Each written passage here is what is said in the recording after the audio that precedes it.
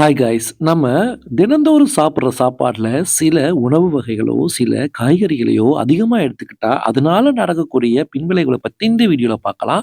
Example நம்ம தேங்காய் அதிகமாவே சாப்பிடுவோம். வயசானவங்க அத சாப்பிட்டாங்கனாக்கா, அவங்களுக்கு நெஞ்செரிச்சல் ஏற்படும்.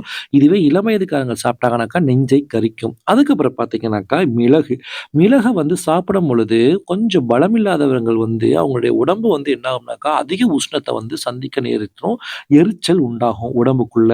அப்புறம் இஞ்சி வந்து அதிக அளவுல எடுக்கும் பொழுது, நம்மளுடைய குரல் வளம் என்ன ஆகும்னாக்கா, பாதிப்படைய ஆரம்பிச்சுரும். நம்மளால ப்ராப்பரா நார்மலா பேச முடியாது. தொண்டை வலிக்க ஆரம்பிச்சுரும். இஞ்சி அதிகமா எடுக்கும் பொழுது.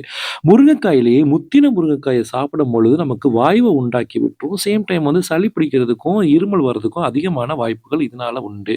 தென் ஸ்நாக்ஸ் பலகார வகைகள், எண்ணெய் பலகாரங்கள் அதிகமா சாப்பிடும் பொழுது நமக்கு வந்து தலைவலிக்க ஆரம்பிச்சுரும். சேம் டைம் வந்து ப்ராப்பரா ஜீரணமாகாது. வயித்து வலிக்கும். அதுக்கப்புறம் பார்த்தீங்கன்னாக்கா, இந்த வெல்லம். வெல்லம் வந்து அதிகமா சாப்பிடும் பொழுது ஜீரணம் வந்து ப்ராப்பரமா ஆகாது.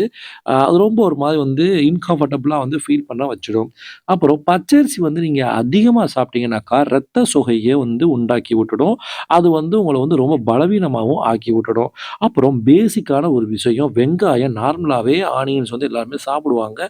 இது அதிகமா சாப்பிடும் பட்சத்தில வந்து என்ன ஆகும்னாக்கா, தலைவலியையும், சேம் டைம் வந்து சளியையும் உண்டாக்கி விட்டுடும். ஸோ பார்த்து சாப்பிடுங்க.